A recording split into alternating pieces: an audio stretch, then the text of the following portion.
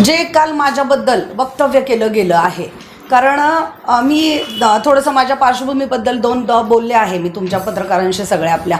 तर मी माझ्यावर जो अन्याय झालेला आहे, माझी जी फसवणूक झालेली आहे त्याच्या संदर्भात मी 29 तारखेला CP साहेबांकडे गेलेले आहे भेटायला, पण मला ते भेटलेले नाही. हां नाही, ते तेव्हा नव्हते.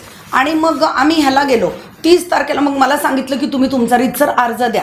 मी हा 30 तारखेला अर्ज दिलेला आहे आणि याच्या प्रती तुमच्या सगळ्यांकडं मी दिलेल्या आहेत त्या दिवशी.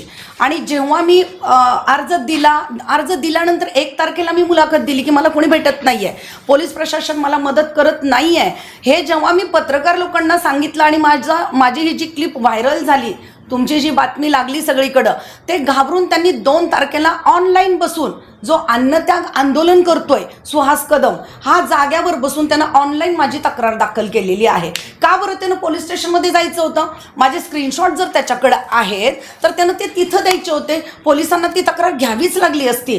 परंतु काल जे राष्ट्रवादी काँग्रेस पार्टीचे जिल्हाध्यक्ष आणि प्रवक्ते, जेव्हा मी राष्ट्रवादी काँग्रेस पार्टीमध्ये होते, मी त्यांचीच कार्यकर्ते होते, ते माझे नेता होते, मी त्यांना खूप आदरानं, अजूनही त्यांच्याबद्दल मला खूप आदर होता.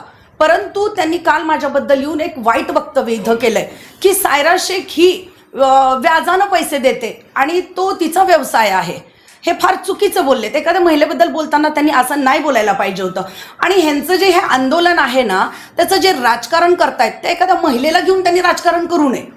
मला एवढंच म्हणायचं आहे, पैसा माझा कष्टाचा आहे, माझ्या मुलाबाळांच्या तोंडातून काढून. आणि जी बाई व्याजबट्ट्याचा धंदा करते ना, ती बाई RTGS काढून बँकेतून पैसे देत नसते कधी. तुम्हाला काही त्याच्याबद्दल माहिती असेलच. मग मला जेव्हा माझ्यावर असे आरोप केले जात आहेत, आणि मलाच नाही आहे, हे माझ्यासारख्या कितीतरी महिलांना केलेले आहेत, पण मी सुदैवानं मी त्याला जो दिलेला पैसा आहे तो डायरेक्ट बँकेतून दिलेला आहे. त्यामुळं तो माझ्यावर ॲलिगेशन करूच शकत नाही. इतर महिलांनी मात्र पैसे बिचाऱ्यांनी कॅशमध्ये दिलेत, आपल्या नवऱ्यांना न सांगता, आपल्या घरातल्या लोकांना न सांगता. काही महिलांचे संसारसुद्धा उद्ध्वस्त झालेत. आता मला सगळ्यांचे फोन येत आहेत की मॅडम आमचं पण असं आहे, पण आम्हाला बोलताच येईना, काय करायचं. मी अशा सगळ्या माझ्या माता भगिनींना आवाहन केलेलं आहे, ज्यांनाही सुहास कदमनं फसवलंय त्यांनी पुढं यावं आणि आपली तक्रार दाखल करावी तिथं.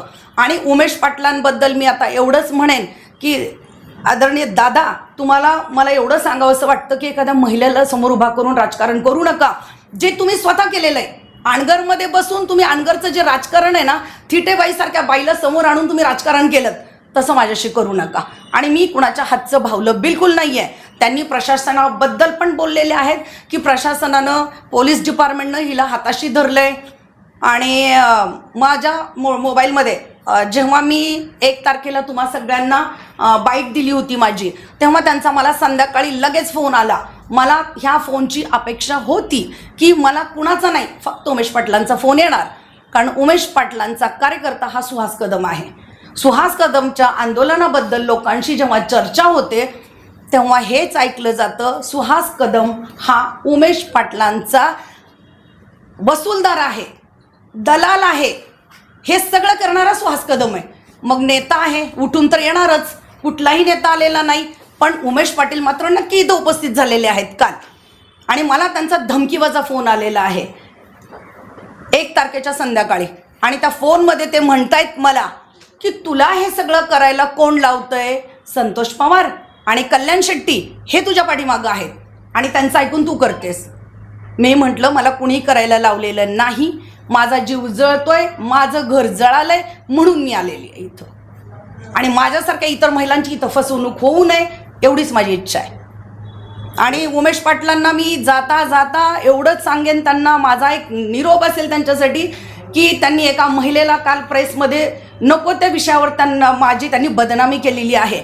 आणि एखादी महिला जर ठरवते ना एखाद्या पुरुषाला बदनाम करायचं, तर ती त्याचं सगळंच बाहेर काढू शकते. सगळं त्यांचे कच्चे चिट्टे सगळे माझ्याकडे आहेत.